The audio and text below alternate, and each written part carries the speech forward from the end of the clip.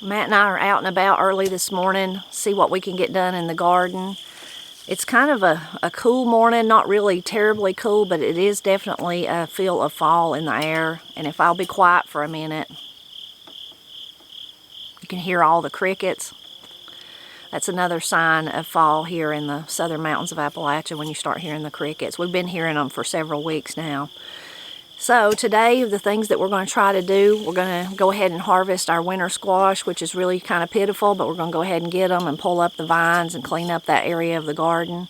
We're going to get up here on the bank behind us and go ahead and get all the beans right here from this bed.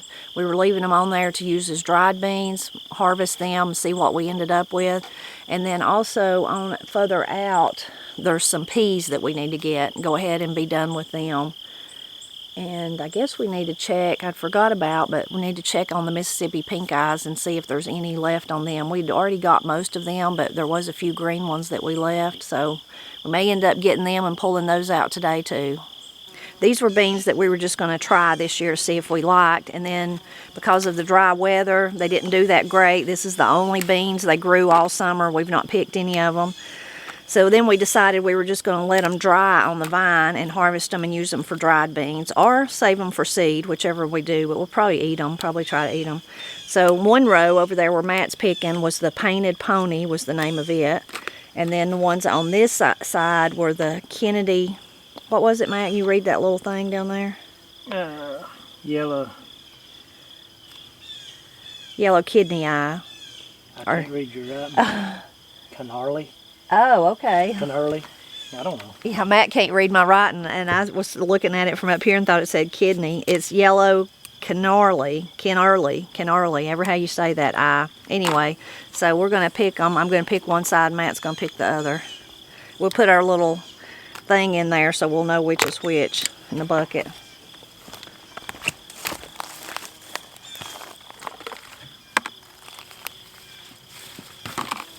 That's actually on your side, that one is.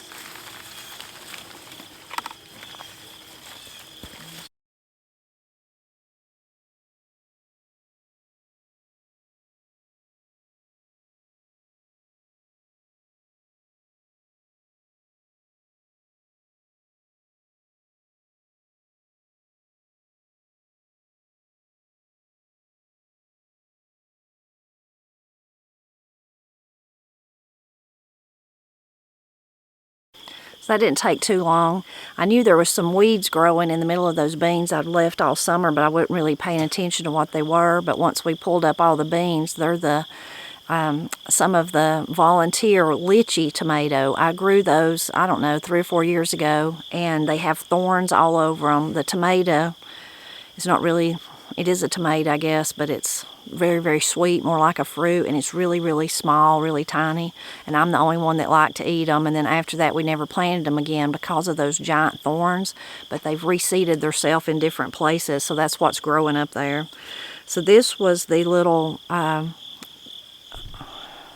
can get the camera to focus on it, that is the little one all summer long I've been calling Kennedy, and now when I really look at it close, it's Canarley, so that was that one. And let me put it back. This one is the Painted Pony one. It's more of a, I don't know if the camera's focusing or not, more of a kidney-shaped bean, and more, long-shaped than the other one. Both really pretty beans, though, and it's the Painted Pony. So what we'll do is I'll get a tray and we'll put them out here on the back deck where the sunshine can dry on them and kind of dry them a little bit more. The holes, because of the dew, are a little wet. And then after we hull them out, we'll also spread them out inside the house and continue to let them dry for another week or two before we store them to make sure there's no moisture in them.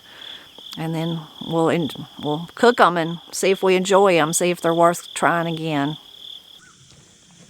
We're going to go check on the Mississippi pink eyes, but I can't help but stand and marvel at the flowers. It took all summer long, but boy, they are pretty now. I wish they were fuller. I wish there was more of them, but the ones that are here are really lovely.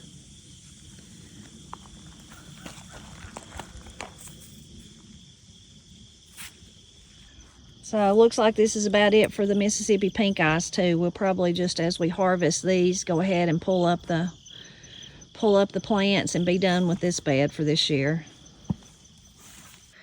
Well, we got about 1/3 of a bucket full of the peas. Just only those two are green, I think was the only green ones left. So we went ahead and pulled out the plants. Same thing, we'll let these dry and then we'll shell them out. We'll let them dry some more before we store them to enjoy this winter.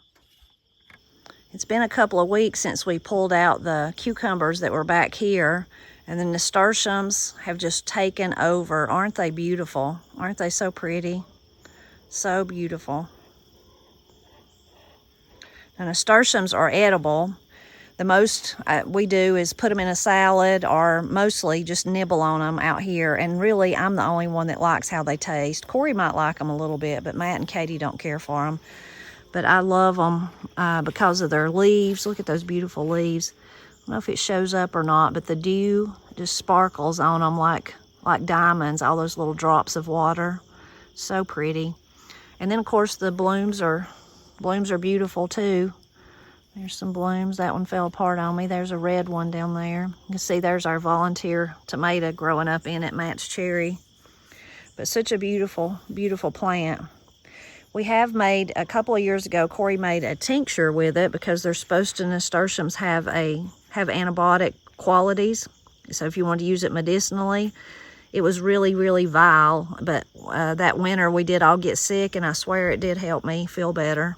But it tasted terrible. Of course, with a tincture, you don't have to take very much of it. Look at that. And you could mix it with something too. Aren't those beautiful though? I love how they flow out of the bed. See these over here? The bees are still enjoying them. It took them a long time this year to ever really take off because of that dry weather. It does stay damper back here in the back and a little cooler, both of the things they like. And it's not as bright sunshine back here either. It doesn't get full day of sunshine. So they love all of that. It just took them a lot longer this year to take off because of that dry weather. You see this backside has just turned into a whole nasturtium colony. One of the reasons there's more back here is that I planted some in with the cucumbers because it was supposed to deter the squash bugs. I don't really think that it helped with that, and I won't do that again. But that's why these are growing right up next to the fence. Look at that one, isn't that pretty? Beautiful, but their leaves are just as pretty as the blooms. The Malabar spinach has finally reached the top of the trellis and is starting to hang down. It's still going strong. But the tomatoes are definitely on their way out. You see a few green ones there, but you can see a whole lot of the dead leaves too. So the peas up here, this is the holstein peas. They are definitely dead, so we're going to get all of them. That other bed over there behind Matt, where the green stuff is, we planted beans in there. Not one of them come up, none of them. I don't know if the seed was bad, if it was just because it was so dry. We did water after we planted them, but nothing. And we planted them the same day we planted these peas, so they obviously sprouted and grew. Anyway, what those green things are you see are morning glories, so we're probably going to go ahead and tear those out too, just to leave these two beds clean again for next year. We always add some compost, so we'll do that, but we won't think about that till typically we think about it about the day we plant it. We should be far enough ahead to think about it during the winter and get that chore over with. Who knows, maybe this year we will, Matt, reckon? No. No.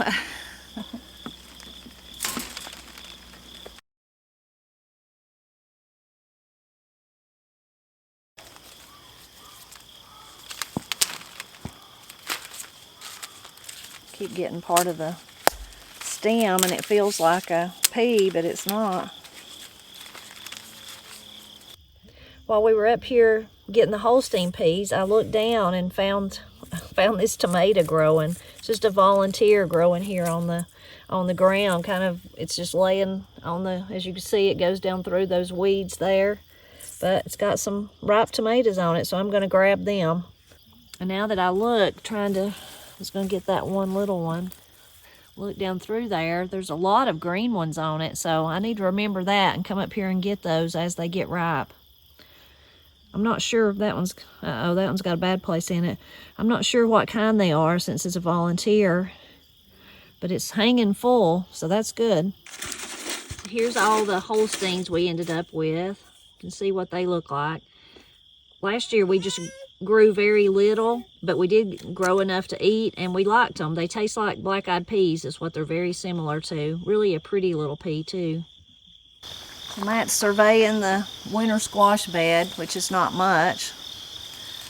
We got them planted late, and then the terrible weather we had. There's very few, and then there are some, Matt's seen some blooms and some little tiny ones, but they don't have time to make. So there's one candy roaster down here on the end that looks pretty good. We might leave it and just pull up all the rest. What do you think, Matt? Or should we just pull it up? It's probably about 9 inches long, and its vine still looks really green and lush. Leave it and let it see what it'll do if you want to. Just kind of get the rest of them Get and it out see. of the driveway. Yeah, it is going into the driveway. Just get the rest of them, and Yeah. which is about 3. I don't know if I've got time to do all this, but I'll try. It might take you all day. Yeah.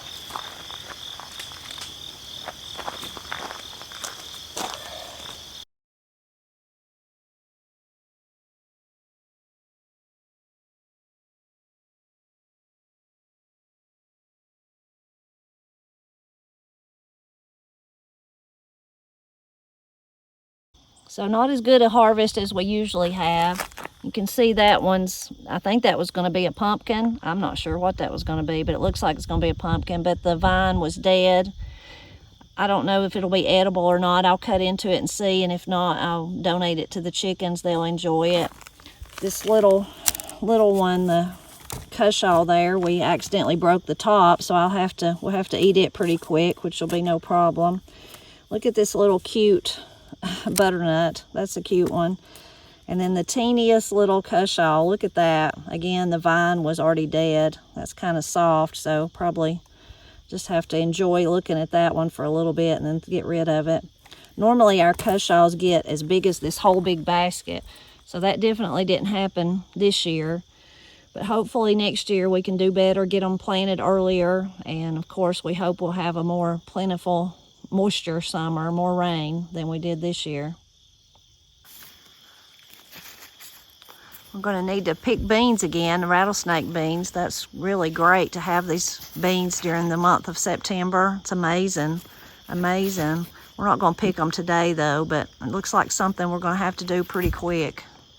The cucumbers they're holding their own, I guess. We haven't got another cucumber since last week. I see one right there though, a little bitty one. I guess I'll let it get a little bit bigger than that. Lots of blooms though, so hopefully I'll have a few more cucumbers. I thought I had the camera turned on and I did not, but you can see what Matt did to my popsicle. He put his grape all over it. And then the camera went black, and then I said, oh, it wasn't turned on. So, another very easy day in the garden this morning. We pulled out a few things, which is good. Harvested those peas and beans and things that we won't have to worry about no more this year. The winter squash, we left that one candy roaster, but got the rest, so that was nice.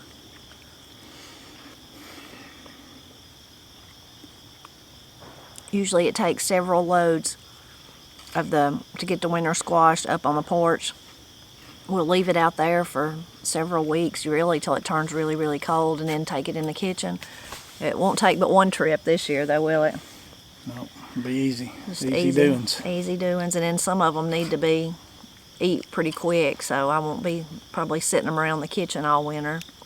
I do have some butternut squash in my kitchen right now from last year. Is that right? Mm-hmm, yeah. I've been meaning to cut them up, and those two that are left, and make pies and put some in the freezer, but make a pie, but I've not done that. Need to get on that. I figured you'd say that. I think that sound good. Yeah.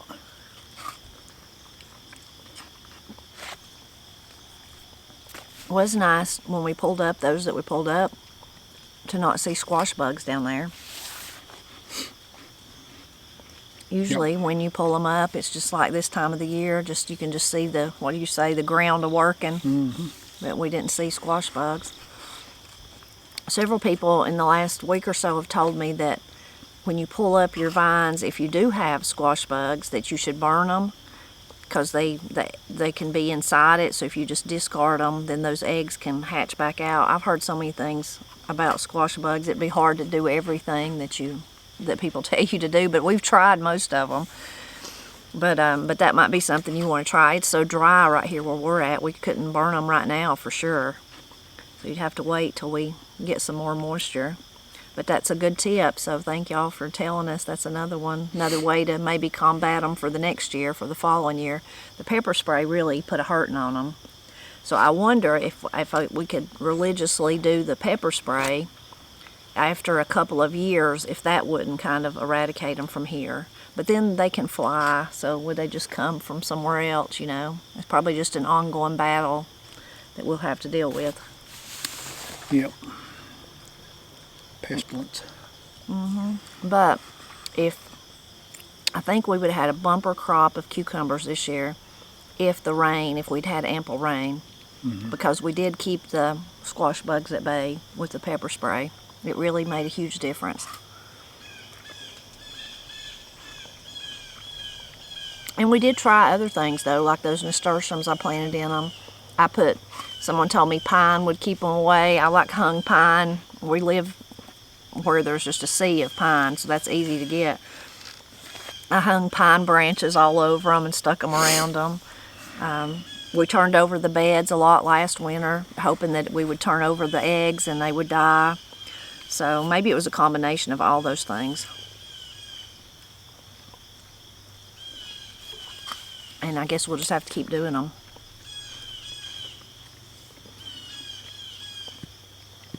A lot of people said they waited till, maybe till June or something to plant their squash, and then that way they didn't have as much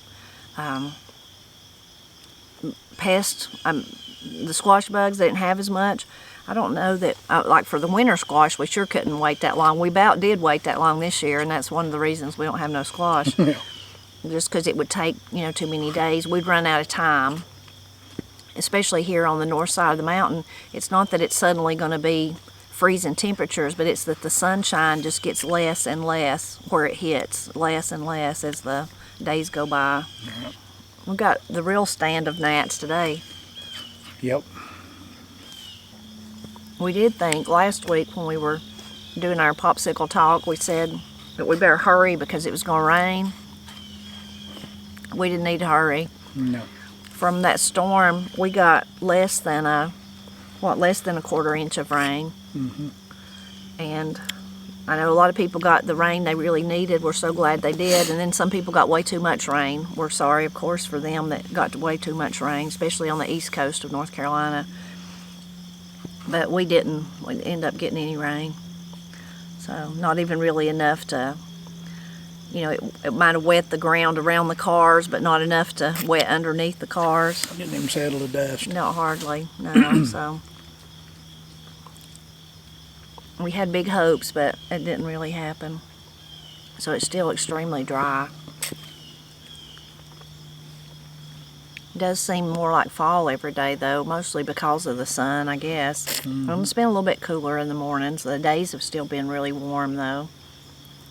I think next week the days are supposed to stay like in the 70s instead of the 80s, so that'll feel good. That'll be nice. That'll be nice. I'm ready for one of those really airish mornings, though, in the 40s or something. Me too. And for rain, too.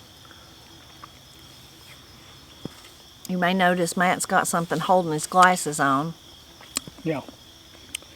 We call them things. Like a lanyard, but I don't know. A lanyard? Yeah, somebody sent that to me. And a couple of folks sent Matt some. Yeah, somebody sent another one yesterday, and I'll use it as a backup. But so far, it's worked well. And it's different than the ones that Matt tried before Yeah, that this- would just, you had to, This one's actually a little cable with adjusts in length. I like that. That's worked out really well. So thank you very much for sending that. yeah, thank both of you for sending them, yeah. So he's wore it every day since he tried it. Maybe now I won't leave them in the woods. Yeah, we can hope not. I think I'll put them in their little case when I'm in the woods and not even. Not even try to. Yeah, I hunted yesterday and didn't even tell you. I didn't even put them on yesterday. How come? I don't know. I got what I was doing. I put my readers on and got away from the house, and then just never did put them on. So had to just a little bit this morning. Had to kind of readjust. Yeah. No luck yesterday either, if you're wondering. No luck.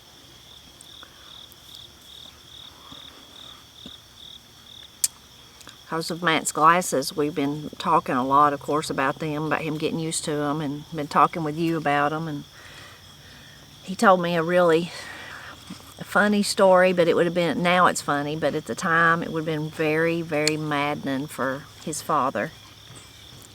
You want to share that story? Yeah.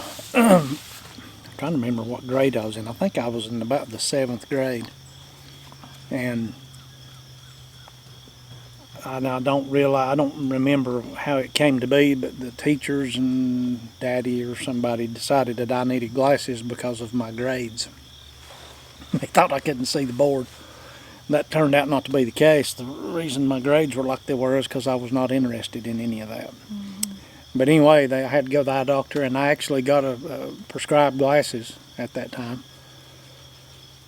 And I wore them for I don't know how long, a little while, and they gave me a headache every time I put them on. I mean, a pretty severe headache because I didn't need them. And kept wearing them, and finally one day I was at school, and a lot of times back then I walked home from school, which was probably, I don't know, a little over a mile and a half probably. And I came out the back of the school, and I had my little book bag, and I had those glasses on, and my head was hurting so bad, and it was hot outside, and when I stepped outside, the heat hit me and my head was hurting. And I took those things off, and as I walked by the dumpster, I threw them in the dumpster and just kept going. And I was thinking to myself, that's going to get me in trouble, but I don't care because my head hurts and I'm sick of that. So the glasses were gone, and I tried to keep it hid for a while, and I did. And then finally the day came, and I think Daddy asked me where's my glasses was, and I said, I don't know. And he said, well, you mean you don't know? And I said, I don't know. He said, well, you better find them. I bought them things. You better find them, and they better be on your head. And it wasn't just a little while that I had to fess up, and then I got in big trouble, and then I got in trouble for lying about it. Yeah. So. But you told him I threw them in a dumpster. When I finally told him I didn't have them anymore, and he wanted to know what went with them, and when he found out that I actually willingly threw them away, he got mad. I bet I could just see steam coming out of his ears. You what? He's notorious for having a fuse about that long anyway, you know. Sort of like his son.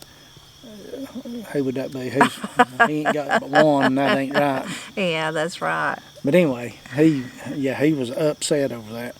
But I really didn't need them at that time. And I had never worn any kind of prescription glasses, I don't guess, since then. Up until now. And after that, you got your wish because he punished you, but then he said, well, I'm not buying no more. Yeah, he said, I'm not the last wasting my pair I money. buy for you, and I'm thinking, good. I'm be thankful for that. But anyway, Oh, I kind of forgotten about that. And we started talking about the glasses. Yeah. Matt said, actually, I wore glasses one time before. I said, you did? When? You know, I knew it hadn't been since I'd met him, other than the readers that we been wearing, both of us, for the past 5 or 6 years or ever how long. I think I wore those things a total of maybe 2 months. And I don't remember what they cost them, but it's all relative. Back then, whatever they cost would have been just as hard to come up with that money as it would be today. Yeah, oh yeah. And I threw him in the dumpster, and he's upset. I can imagine.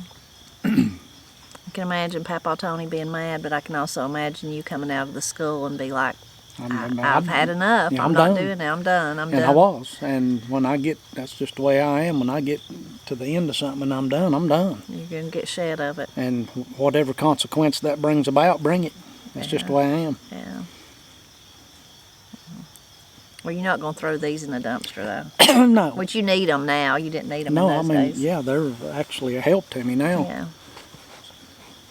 Yeah, your Papa probably just thought, maybe it is the glasses. I'll get him glasses and then he'll do better at school. Well, they were just But desperate. that didn't happen. My school career was wrought with those kind of things. You had to go to summer school every year. And it wasn't that I was... But you didn't. You just didn't care and wasn't interested. I was just not going to be made to do that. Mm-hmm. And wasn't that I was not smart. I'm smart enough. But Yeah. I just had such a hatred for school that it can't be described. And I just didn't like it. And I was not interested. And I had other things to do. And that's what I did. Yeah, and then you cut your nose off to spite your face. Then you ended up going to summer school when you had to be made to go to summer school. I'm not defending it in any way, but that's just the way it was. Yeah. It was actually ignorant to do that. Yeah. But what I should have done, had I had any sense, would have been to just submitted to it and done the best I could, because it just lasts a certain period of time and then it's over with and I'm done. But I couldn't see past that to do it. Yeah. It's funny how us humans, we're all different like that. I can look back now and see, like what Matt's saying, it was because he just wasn't interested. It wasn't that he wasn't able to do it or whatever, and that's the route he chose. That's how his psyche, how he done it. Well, I didn't mind school, but I would have definitely rather stay at home. But as far as making, we were, in my reading this week, we were talking about it, if you listen to the book about Jesse Stewart, where he's talking about one of the people that he used to teach that's now a teacher, Don Conway, anyway, but he says, well, he's not all that smart, but he's got ambition and, determination or whatever it was. So, and in that little talk, I said, well, that's kind of like me. I was like in the beta club and I made good grades thinking about high school and elementary school, but it wasn't that I was that smart. Where Matt he kind of looked like, I'm just not going to do that, I'm going to do whatever I want. I looked at it like, I'm going to do what they say, and just to get that over with, then I'm going to do what I want. Like I was just like, if I do what I'm supposed to do and I make good grades and the teacher's pleased, then they'll go on and leave me alone, and then I can do whatever I want. So it's kind of like two different, but we're really doing the same thing in a way. Yeah, you just went about it the smarter route than Well, I did. but what I'm saying in that is that I definitely wasn't, although I made good grades, it wasn't like I was a gifted, with like how Jesse's describing in the book, I wasn't like a gifted person. I had to work really hard and was good at just memorizing and doing exactly what the teacher said, and then I forgot it and went on with my life. It wasn't like I was gifted in that area and that I wanted to be a real academic or the valedictorian or something like that. I just wanted to kind of fly under the radar and make make decent grades, and that way nobody would bother me. So I just wanted to go home. right, yeah.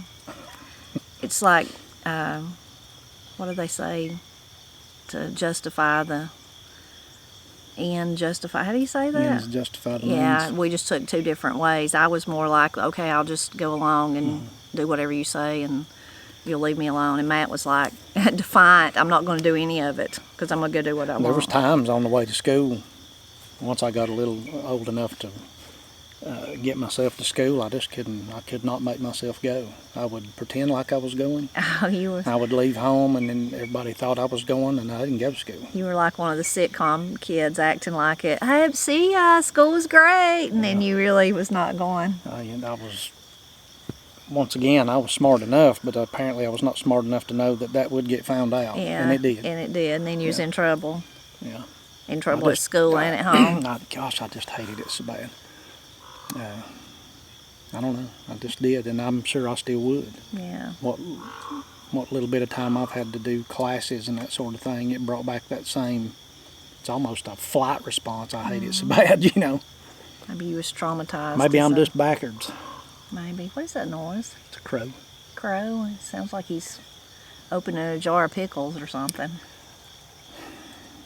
Why did you come up with that I analogy? don't know. It just sounds like he's turning something. You see the leaves falling around us. Mm-hmm. You also see, me and Matt was out here gathering all our stuff. We found some apples. I found a candy apple. Oh gosh, you stuck that down in there. You're gonna have to eat that one now. Well, Cause now you've damaged it. it's got warts. Yeah, got bad places. This one does too. Got some little places. But our apple tree we're sitting under, it didn't have many apples, but it's the ones that are on it are getting ripe enough to start coming off. Have you tried these? Yeah, I mean not this year. I've not eaten one of them, but of course we have in the past. I guess you meant this year though, didn't you? There comes the sunshine. I was hoping it wouldn't get in our faces, but it may. You got your knife, we'll taste it and try it. Yeah, I'm gonna get mine there now. You want the peel or no? Yeah, I don't care about the peel.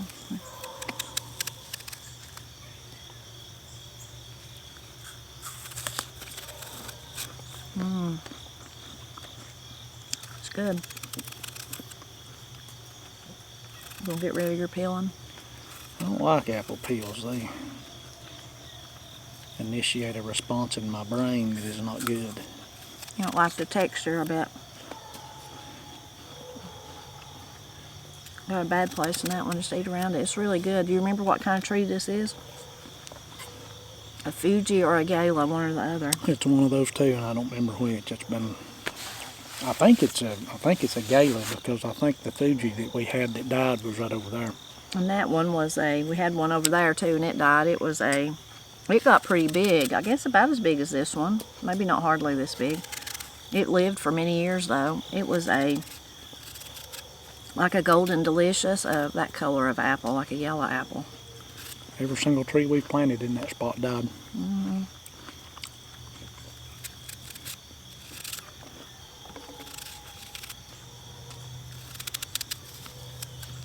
Very good.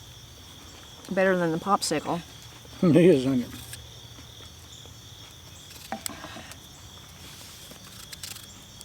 If you've not listened to those readings, if you ever wanted to read the book, Jesse Stewart, The Thread That Runs So True, he has wonderful descriptive language in it.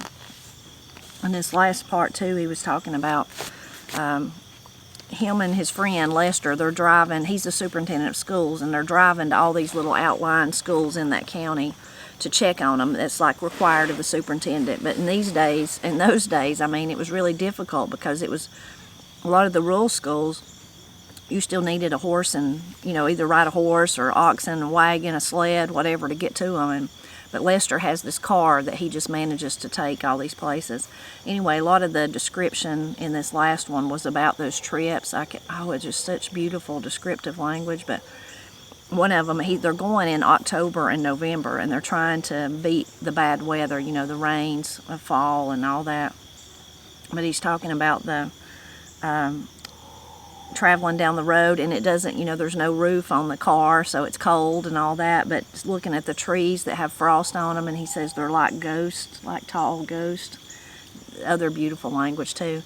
But that reminded me of when Pap was a boy, there was still some of the remnants of the chestnut trees, the amazing chestnut trees, that of course the horrible blight that happened and just totally changed really the life of people in Appalachia.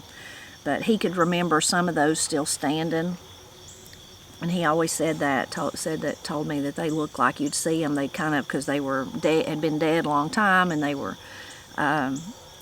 faded, to where they kind of shone. He said like they'd be shining like a ghost. He said they remind me of ghosts. You'd see them afar off in the woods as you were walking, and kind of just shining at you like a white ghost up there hovering. Mm-hmm. There was one piece of one still up here that we can remember. Mm-hmm. You remember it's fell. We went to it, didn't we? I went to it a lot of times, and you did too, but then the very last time we went up there to it, it had failed. What was left of it, had been a really big tree. Mm-hmm. And it was big enough, and the bottom of it was hollow. You could actually get inside it. But it had since failed, and I've not been up there in several years now. It was so important because of the mast, because of the chestnuts, for people and animals. And then the wood was well, that's a testament to it that some of them was that one was still standing, and then even the ones Pap seen. So the wood was like a real resource, and even whether you were burning it or if you were building with it or something like that, you know. So it's all those multiple things. Really was devastating to lose it. Of course, they're constantly trying to get a strain of it that would live, and then there's the Chinese chestnut too. So there's one of those trees at the folk school, and when I worked at Lake Logan, there was one of those trees out there somewhere, and we'd get the chestnuts and eat them.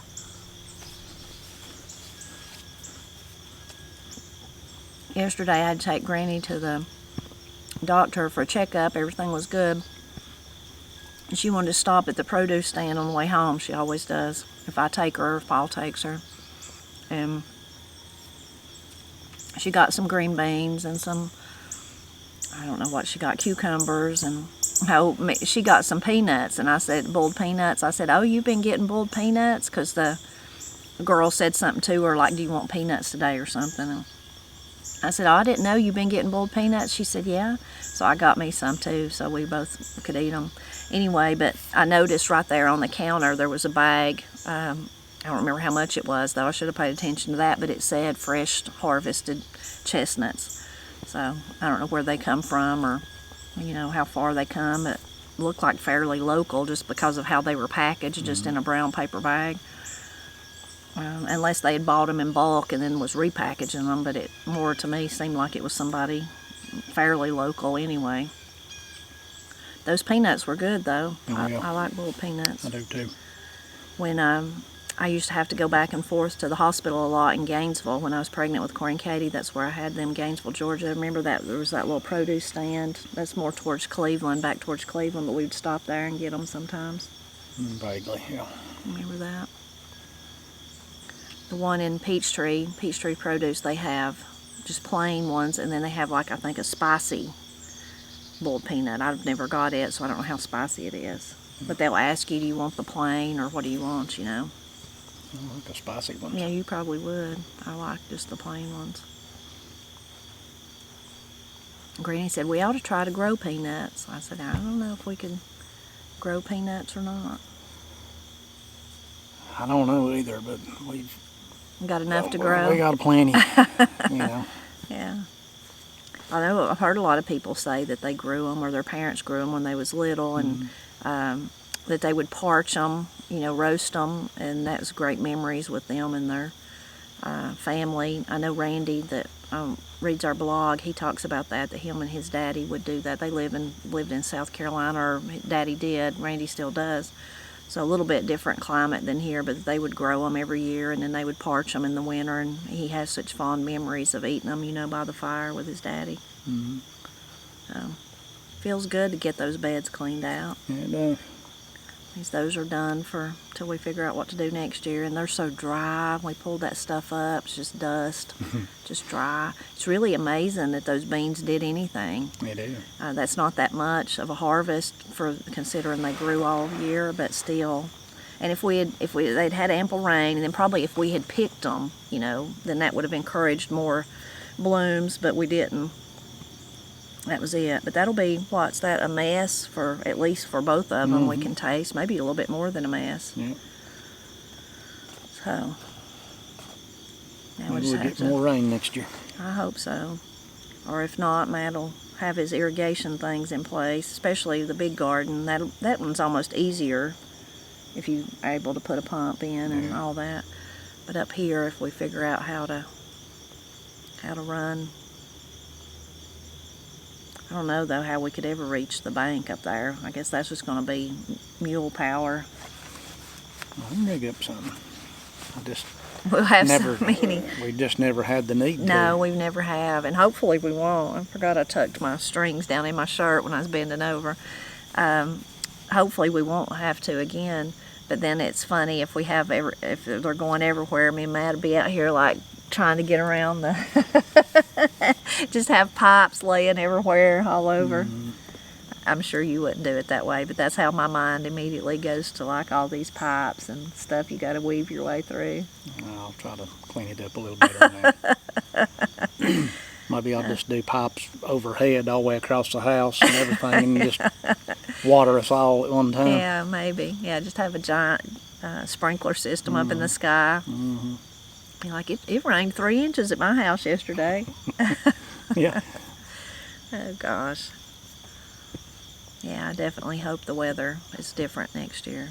Although all in all, we just can't complain. God's been so good to us, and we have got, plenty of tomatoes, and not as many beans, but some beans, and, not as many winter squash, but some, so. And we definitely had more corn than we had last Oh, year. we sure did. Yeah, then in years, we can even say that. We grew more corn than we have in years. Mm-hmm. In about 10 years, so Yeah. so we certainly did that, and it was so good. It was so good, wasn't it? He was. I So enjoyed that. so good it was. Well, I guess you about come unfed and ready to go eat. Yep, it's time. Gonna eat a tomato sandwich? I might. You Getting better, low. You're getting low. You better eat them while you can. Yep. Eat them while you can. I'd like to have a watermelon, but I don't think I have one. I did look for one at the produce stand yesterday, and they didn't have not a one, nary a one. I guess it's too late, getting too late in the year to have them. Mm-hmm. Well, we're always glad when you stop by to celebrate Appalachia with us. This is a good apple.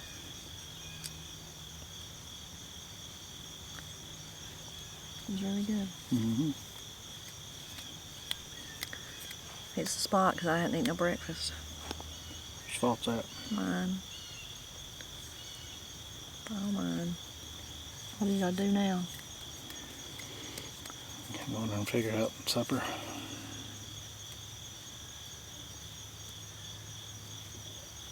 We have hot dogs and kraut.